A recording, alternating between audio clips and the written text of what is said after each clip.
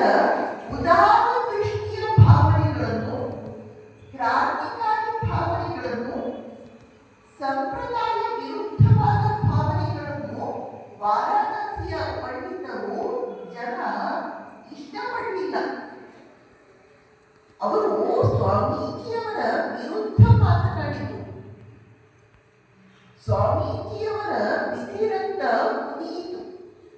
ಸ್ವಾಮೀಜಿಯವರು ಆಗ ಹೇಳ್ತಾರೆ, ನಾನು ಇಡೀ ವಿಶ್ವದ ಮೇಲೆ ಬಾಂಬಿನಂತೆ ಎರಗುವವರೆಗೆ ಮರಳಿ ವಾರಾಣಸಿಗೆ ಬರುವುದಿಲ್ಲ. ನಾನು ಇಡೀ ಜಗತ್ತಿನ ಮೇಲೆ ಬಾಂಬಿನಂತೆ ಎರಗಿದ ಮೇಲೆ ಆಗ ನಾನು ವಾರಾಣಸಿಗೆ ಬರ್ತೇನೆ. ಆಗ ಇಡೀ ಸಮಾಜ ನನ್ನನ್ನು ನಾಯಿಯಂತೆ ಹಿಂಬಾಲಿಸುತ್ತೆ. ಆ ಮಾತು ಅಕ್ಷರಶಃ ಸತ್ಯವಾಯಿತು. ಸ್ವಾಮೀಜಿ ಇಡೀ ವಿಶ್ವದ ಮೇಲೆ ತಮ್ಮ ಪ್ರಭಾವವನ್ನು ಬೀರಿದ ಮೇಲೆಯೇ ಮರಳಿ ವಾರಾಣಸಿಗೆ ಹೋಗಿತ್ತು.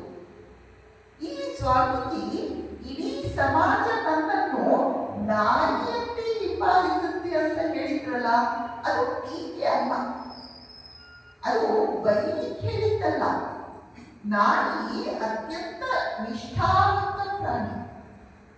ನಾಯಿಗೆ ಎಷ್ಟು ತನ್ನ ಯಜಮಾನನ ಬಗ್ಗೆ ಭಕ್ತಿ ಶ್ರದ್ಧೆ ಇದೆಯೋ ಅಷ್ಟು ಮನುಷ್ಯರಿಗೆ ಇರುತ್ತೋ ಇಲ್ಲ ಗೊತ್ತಿಲ್ಲ. ಆದ್ದರಿಂದ ಸ್ವಾಮೀಜಿಯಲ್ಲಿ ಆ ಶಬ್ದವನ್ನು ಉಪಯೋಗಿಸಿತು.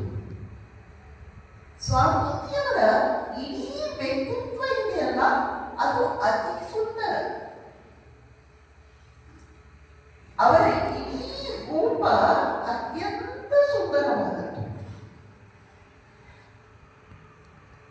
ಮಾಟವಾಗಿ ಕಳೆಯಲ್ಪಟ್ಟಂತಹ ಶರೀರ ಆಕೃತಿ.